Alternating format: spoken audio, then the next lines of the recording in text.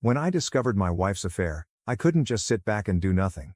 So, I took a drastic step to ensure her secret rendezvous didn't go as smoothly as she expected. I'd been driving for what felt like forever, 2 hours at least, to the Marriott in Baltimore. My wife Claire was at a conference there, and I thought I'd surprise her with dinner. But truth be told, I had a more pressing reason for the trip. For the past 3 months, I couldn't shake the feeling that Claire was seeing someone else. Every time she went on one of these work trips or training sessions, she came back later than expected. Tonight, I was determined to catch her in the act, if that's what it came to, and put an end to all the doubts that were eating me alive. Claire and I have been married for 14 years, and we have 2 amazing kids, Sarah, who's 12, and Jake, who's 10. They were staying with my mom for the night. Claire and I tied the knot right out of high school after dating for a couple of years. She was always this bright, cheerful woman with her long brown hair and a figure that could turn heads. But something changed a few months ago. Little things started bothering me, making me feel uneasy. I didn't want to come off as paranoid or jealous, so I kept my concerns to myself. This conference was conveniently close, so it gave me the perfect opportunity to drop by unannounced. When I got to the hotel, I handed my suit bag over to the front desk and introduced myself as Adam Taylor. I told the clerk that my wife, Claire, was attending the insurance conference in room 214 and that she had said I could grab a key from the front desk. After verifying my identity, the clerk handed over the key, and I headed to the elevator, nerves jangling the whole way. My mind raced with questions about what I'd do if I caught her, how I'd handle it, whether I'd knock or just walk in, and if she'd be alone. As I made my way down the hallway, I decided I'd just use the key and see what was really going on. Trying to keep quiet, I slid the key card into the door, opened it slowly, and there she was, sitting at the desk with her briefcase open, going through some paperwork. She turned around, clearly shocked to see me. I quickly explained that I had some free time and thought I'd drop in and take her to dinner. Claire seemed genuinely happy to see me, suggesting I stay the night and even saying she was looking forward to the company. She came over and planted a big kiss on me, and I realized my plan to catch her in the act had completely backfired. But then, as I made a joking comment about spending some time together before dinner, she responded with a sly smile and suggested we have a quick intimate moment before she hopped in the shower. She even promised a full night of whatever I wanted afterward. I was relieved, thinking maybe I'd just been paranoid. We had a brief, passionate moment, and then Claire headed into the bathroom for her shower. I took a deep breath, trying to shake off my earlier suspicions, and sat down on the bed. As I sat there, my eyes landed on Claire's toiletry bag on the dresser. I decided to check it for some aspirin to ease the headache I'd gotten from all the driving, but instead of finding pills, I found something that made my heart sink, a pack of 6 condoms. I sat there, staring at the condoms, my mind spinning. After Jake was born, Claire had switched to birth control pills, but they made her nauseous. That's when I decided to get a vasectomy, and since then, we hadn't needed any form of contraception. So why on earth were there condoms in her bag? The answer hit me like a ton of bricks. Claire was cheating on me. There was no other explanation. But what was I supposed to do next? I couldn't just let this go. My mind raced through a million different options, and then I did something I'm not particularly proud of. I rummaged through her bag and found a safety pin, the kind she always kept on hand for wardrobe malfunctions. Carefully, I used it to poke holes in the center of each condom before putting them back exactly where I'd found them. As Claire was finishing up in the shower, I grabbed my phone and called my friend Rob. He's the kind of guy who would do anything for a friend, no questions asked. I told him I needed a favor, nothing too crazy, just a phone call. I explained that I wanted him to call me in about an hour and pretend that there was an emergency back home. I said something like a burst pipe at the school, something that would need my immediate attention. Rob agreed without hesitation, saying he'd call around 7. I didn't want to spend the night with Claire anymore, not after what I'd just discovered. The thought of being intimate with her made my skin crawl, so I figured I'd take Rob's call as an excuse to leave and sort through my thoughts on the drive back home. When Claire finally emerged from the bathroom, I could barely look at her. Every fiber of my being wanted to confront her right then and there, to demand answers, but I held back, knowing that losing my temper wouldn't help. I needed to keep it together and figure out my next move. We headed down to the hotel's dining room, and I was doing my best to act normal, but inside, I was falling apart. Claire seemed oblivious to my inner turmoil. As we sat down at the table, I told her to order whatever she wanted, and she shrugged, saying she wasn't very hungry. She settled on a small filet mignon and suggested we get a bottle of rosé to go with it. After we placed our order, I couldn't resist testing the waters a bit. I asked her if she was happy with our marriage. Without missing a beat, she said she was. She went on about how we had a nice home, 2 great kids, and a husband who loved her. She said she couldn't ask for more. I nodded along, but her words felt like a punch to the gut. How could she say that when she was sneaking around behind my back? I admitted that sometimes I doubted whether I was doing enough to keep her happy, but I made sure to emphasize how lucky I felt to have her as my wife. I even joked that sometimes I had to pinch myself to believe it was real. Claire called me a silly goose and said that's why I'd driven all the way down to see her, that I had nothing to worry about because she was happy and content. Our dinners arrived, and we made small talk throughout the meal, but my mind was elsewhere. I couldn't stop thinking about what I'd found. Then, just as the plates were being cleared, my phone rang. It was Rob, right on schedule. I excused myself to the lobby to take the call, making sure to wait a few minutes before heading back to the table. When I returned, I told Claire that Rob had called to let me know about a burst pipe at the school, and that I really needed to get back there as soon as possible. Claire's face fell, but I couldn't tell if she was genuinely disappointed or just annoyed that her evening had been cut short. Either way, it seemed like whether I stayed or left didn't matter much to her. She was going to face some consequences either way. As we headed back to the elevator, a man I didn't recognize stepped out and greeted Claire like an old friend. He introduced himself as Tom Bradley and mentioned that he'd stopped by her room earlier, but no one had answered. He extended his hand to me and said, "Claire talks about you all the time. I'm Tom." I forced a smile and shook his hand, though it was difficult to fake the pleasantries. As we rode up in the elevator, I couldn't help but feel the knot in my stomach tighten. This was the guy, wasn't it? This was the man she was cheating with. Once we were back in the room, I turned to Claire and told her flat out that I wanted her to quit her job. I couldn't stand the idea of her working with Tom anymore. We talked about it before, but I needed to make it clear that this was non-negotiable. She shot back that she wasn't quitting and that I needed to get over my paranoia about her and Tom. She made it sound like I was the one with the problem, not her. After a quick icy kiss, I grabbed my bags and left the hotel, my mind reeling with anger and betrayal. The whole drive home, I couldn't shake the image of Tom stopping by Claire's room. By the time I reached the house, I was a wreck. I hated her for what she was doing, and I hated myself for not being able to do anything about it. Divorce was the only thing on my mind, but without solid proof, I felt defeated. My wife was cheating, and I knew it, but I was stuck, unable to take action. 2 days later, Claire came home from the conference acting as if everything was perfectly normal. She was cheerful, almost annoyingly so, which only fueled my anger. I had to do something.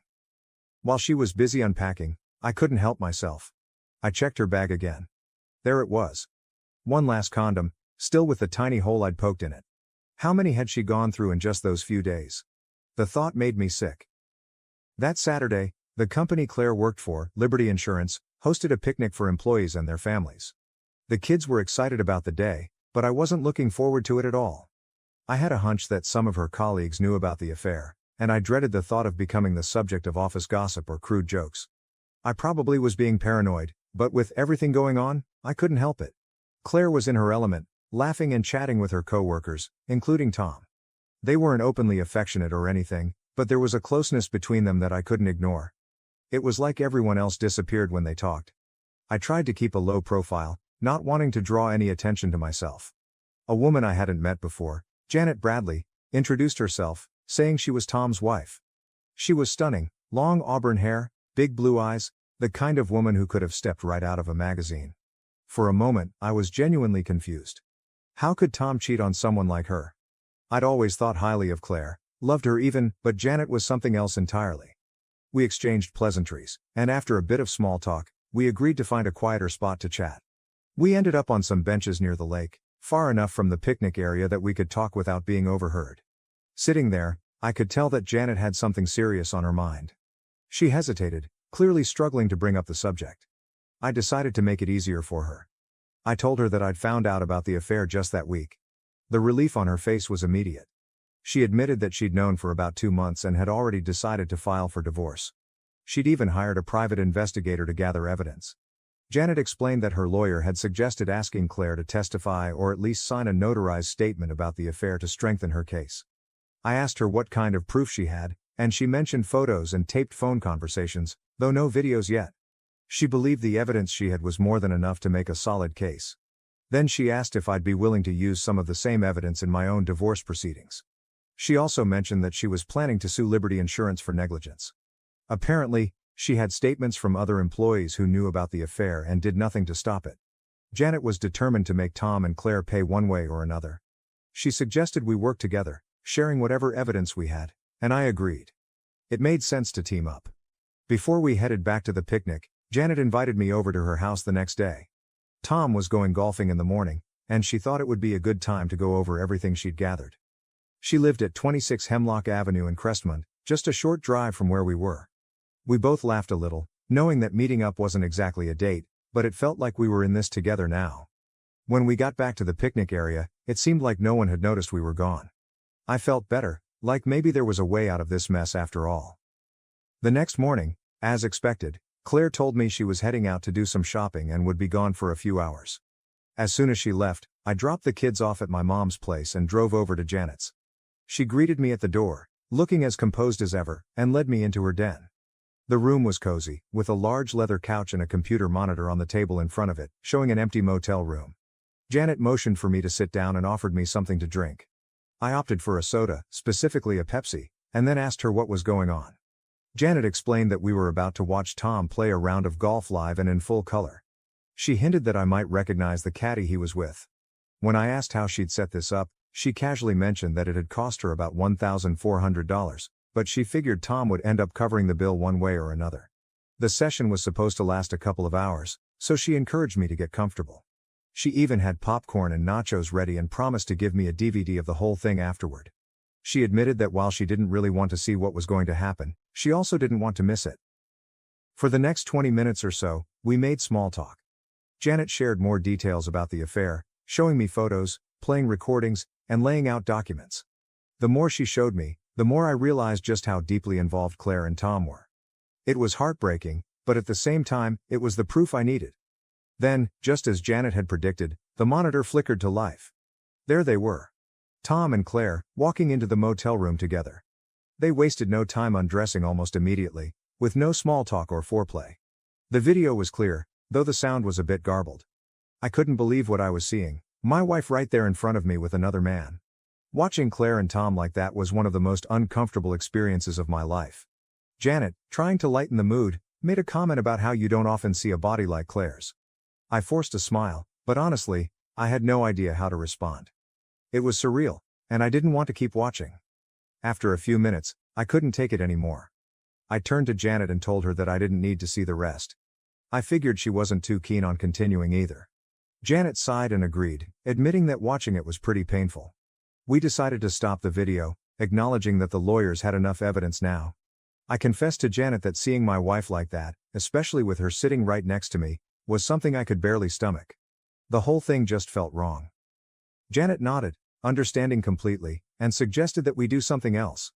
I was relieved when she mentioned showing me her koi ponds in the backyard. That sounded much more appealing than watching another minute of the video. Her eyes lit up when I showed interest in her hobby, and she seemed genuinely excited to share it with me. As we walked out to the backyard, I couldn't help but think how much better this afternoon was turning out for me than it was for Claire. The koi ponds were incredible. Janet had 3 of them, and each one was more impressive than the last. She explained the pumping and filtration systems, and I found myself fascinated, especially with my background in plumbing. I offered to help her out anytime she needed it, just out of a desire to learn more about the koi ponds. Spending time with Janet was a bonus, but there was nothing romantic about it, at least not yet. We spent a few hours out there, the time flying by as we talked about everything but our cheating spouses. It was a welcome distraction. When we finally headed back inside, the motel room on the monitor was empty, signaling that Tom and Claire had left. It was time for me to go home. Janet walked me to the door and promised to call when Tom had his next golf game, suggesting that I bring Sarah and Jake over to see the koi ponds. It was a nice thought. Something positive to look forward to in the midst of all this chaos. On the drive home, I felt a strange mix of emotions. Relief, anger, and a glimmer of hope that maybe, just maybe, I could get through this. The next few weeks were tough. Every time Claire took a shower, I found myself checking her bag, and every time, there was a new supply of condoms. I couldn't understand when she was finding the time to use them all. It was like she had some secret life I knew nothing about. I kept that safety pin on my keychain, ready to poke holes whenever I found another stash. Meanwhile, on the days when Tom had his golf games, I'd take the kids over to Janet's. They loved visiting the koi lady, as they called her. They drew pictures of the fish and proudly showed them to Claire when we got home, but she never made the connection that Janet was Tom's wife. It was almost laughable how oblivious she was. Claire seemed relieved that I was able to keep the kids busy while she was otherwise engaged, as she put it.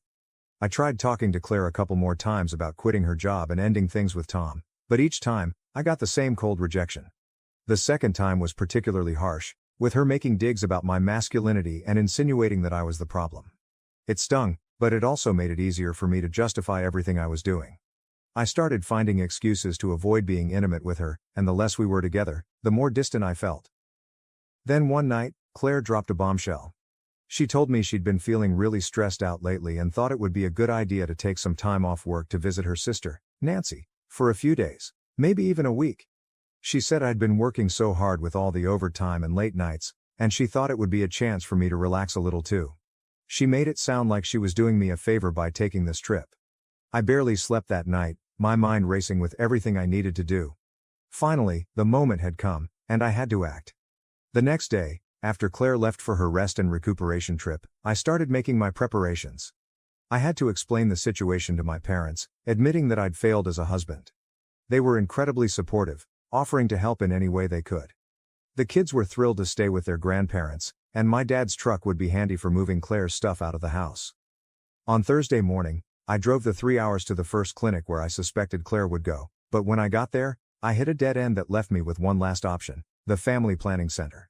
I walked in, trying to look as confident as possible, and told the receptionist that I was Adam Taylor and that my wife, Claire, had sent me to sign some consent forms.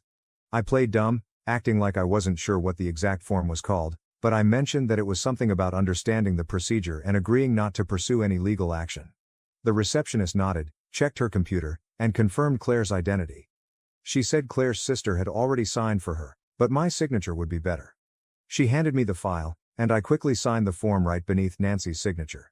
The procedure was scheduled for Friday morning at 11 a.m., with instructions to arrive an hour early. I asked if there were any remaining payments due, but the receptionist assured me that Claire had already paid the full $800 in cash. I thanked the receptionist and left the clinic, feeling both relieved and anxious. Now I had everything in place. The reception I got when I arrived at Nancy and Brad's place was predictably awkward. Claire seemed genuinely surprised to see me, asking what I was doing there. I told her that my parents had offered to keep the kids for a few days, so I'd taken some sick leave and decided to visit them. I mentioned that I needed to unwind a bit, just like she did. The room fell silent, and I could practically see the wheels turning in their heads. I'd put them on the spot, and now they had to figure out how to deal with it. Nancy gave Brad a nod, and he disappeared into the kitchen with her. Claire tried to keep the conversation light, but I could tell she was on edge. When Brad came back, he suggested that we take his buddy Jack's boat out on the lake the next day, just to get away from everything. I agreed, saying that a day on the lake sounded perfect, even though I had no intention of going. The next morning, Jack was already waiting with the boat when I made it clear to Brad that I wasn't going anywhere. While he packed up lunch and stocked the cooler with beer, I just stood by the passenger door of his truck. When Brad asked if I was getting in, I told him flat out that I'd changed my mind. I wasn't going to waste the day on a boat with him and Jack. Instead, I told him to make the most of it because he'd have to deal with Nancy when he got back, and I doubted she'd be in a good mood. Brad tried to convince me to come along, even resorting to some light swearing and a few half-hearted threats, but after 5 minutes of back and forth, he realized I wasn't budging. Finally, he gave up, and he and Jack took off without me. Once they were out of sight, I headed back into the house, poured myself a cup of coffee, and turned off Claire's cell phone. I called my dad, who's always up early, and we chatted for about 2 hours while I ignored the constant call-waiting tones. I figured Brad must have been trying to reach Nancy to warn her, but I wasn't about to let that happen. Eventually, Claire and Nancy got up, and I said goodbye to my dad, preparing myself for the confrontation that was sure to follow. When Nancy's cell phone finally buzzed back to life, she and Claire had just about 5 minutes before they were supposed to be at the family planning center. I finished off the pot of coffee and brewed a fresh one for the two of them, knowing I was about to face some serious backlash. Claire looked at me, clearly annoyed, and asked what I was still doing there. I told her I wasn't in the mood for fishing and thought I'd stick around with them for the day. I suggested we find a nice place for lunch together since I had to leave that night anyway. Claire immediately shot down the idea, saying she and Nancy had plans and didn't want me tagging along. She emphasized that they only saw each other a couple of times a year and that I had the whole week to spend with her. I wasn't having it. I pushed back, saying that since I'd driven all this way, the least she could do was spare me half a day. Nancy, clearly frustrated, left the room to make a phone call. Claire sat there, looking like she'd been hit by a truck, defeated. We could hear Nancy yelling at Brad on the phone as if he'd committed some unforgivable sin by leaving me behind. Claire tried one last time to convince me not to come, saying their plans didn't involve me and that I'd just be in the way. I calmly insisted that I'd like to know what their plans were so I could decide whether I wanted to join them or do something else. I even joked, asking if they were meeting up with some guys, which she quickly denied. Claire explained that they were planning to shop for personal items like bras, underwear, and nightgowns, things they didn't want a guy hanging around for. I shrugged and said most of those stores were in the mall, so I could easily find something else to do while they tried things on. I even offered to take them to a nice restaurant for lunch to make up for any inconvenience. Nancy reappeared in the doorway, glaring at me without saying a word. Claire could see that she wasn't going to win this argument, so she finally gave in, saying she needed to get dressed.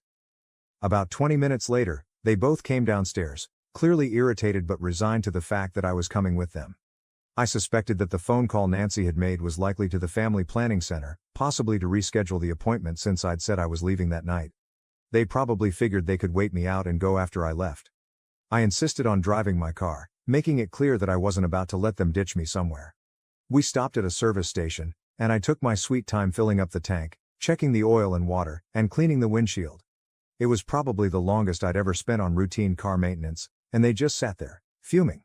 When we finally got to the mall, I parked far away so we'd have a long walk to the entrance. Once inside, I let them do their thing, keeping my distance but making sure they knew I was there. They didn't seem to be enjoying themselves at all. Most of their time was spent whispering to each other and exchanging irritated looks. They bought a few things, but it was clear they were just going through the motions to make it seem like they were shopping. I kept an eye on them, but I wasn't really interested in what they were buying. The important thing was that I'd managed to delay the inevitable. The time for the appointment had passed, and I knew Claire would have to reschedule. I had no intention of stopping her from going through with it, but making it harder for her was my way of getting some small measure of control back. Around noon, we met up in the center court of the mall, just as we'd planned. We went to the Olive Garden for lunch, and afterward, we headed back to the house around 2 p.m. The car ride was filled with tension, but there wasn't much conversation. I could tell they were both furious with me, but I didn't care. For the first time in weeks, I felt like I had the upper hand. When we got back to the house, I grabbed a beer and settled on the couch, feeling pretty satisfied with myself. A couple of hours later, Brad returned, only to face a verbal assault from Nancy that lasted a good 30 minutes. After she was done, he slipped out and disappeared until supper time. Later that evening, after the dishes were done, I asked Claire if we could talk privately in the kitchen. Nancy shot me a sneer but didn't say anything, and the two of them went into the living room. Claire was still upset from the day's events, and I could tell she wasn't going to be easy to deal with, but I was ready. I got straight to the point, telling her again that I wanted her to quit her job and end things with Tom Bradley. She clenched her teeth so tightly I thought they might crack, and she looked like she was barely holding herself back from hitting me. She insisted that she didn't want to hear it anymore, that I needed to stop bringing it up. Claire was fed up with me asking and said I already knew the answer wasn't going to change. She gave me an ultimatum: either change the subject or leave. I didn't back down. Instead, I reached into the manila envelope I brought with me and pulled out a legal-sized envelope. Inside were divorce papers. I told Claire that I'd asked her at least 10 times over the past 2 months to quit her job and end things with Tom, and each time she'd refused. I suggested she sign the papers and mail them in. I even included a self-addressed stamped envelope for her convenience. I told her she could have a lawyer look them over if she wanted, but I was done waiting for her to make a decision. Claire's face twisted in anger. She leaned across the table and hissed that I couldn't divorce her just because she wouldn't quit her job or stop being friends with someone I didn't like. She said there needed to be grounds for divorce, and I didn't have any. She was sure of it. Then she suggested I go home and get my act together, reminding me that she was my wife and had no intention of giving up her home or family just because I didn't like her work situation. I didn't say anything right away. Instead, I reached back into my envelope and pulled out a stack of photos. I placed 6 pictures on the table, each one showing Claire and Tom in various compromising positions. I asked her if that was enough grounds for divorce. Claire's face went pale, and for a moment, she looked like she might pass out. But then, instead of showing any remorse, she started screaming at me, telling me to stop putting the photos on the table. She accused me of spying on her and called me every name in the book: sneaky, underhanded, and worse. She demanded to know why I hadn't confronted her directly and accused me of being a pervert who got off on this kind of thing. She said my actions made her sick. At that moment, my cell phone rang. It was my dad calling to let me know he'd be arriving in about 10 minutes with Claire's belongings. I hung up and turned back to Claire, who was still fuming. She asked who had called, and I calmly told her that my dad was bringing her stuff over to Nancy's place. I explained that I'd already changed the locks at our house and that if she'd forgotten anything, she could let me know, and I'd retrieve it for her. She sat there in stunned silence as I handed her the title to her car, which I'd signed over to her. I also gave her an envelope containing half of the money from our joint bank accounts, about $200. I'd outlined the visitation rights she'd have with the kids once a week, with the possibility of an overnight stay once a month, but only if she made a statement attesting to the affair and had it notarized. I added that I had a DVD of her and Tom's little rendezvous at the Scandia Motel for May 10th. It was 2 hours long and showed everything that was in the pictures. I collected the photos from the table, telling her that I hadn't taken them myself. I wasn't that interested in her activities. What I couldn't stand was being lied to. Finally, I pulled out the last item from my envelope, the safety pin I'd been carrying around.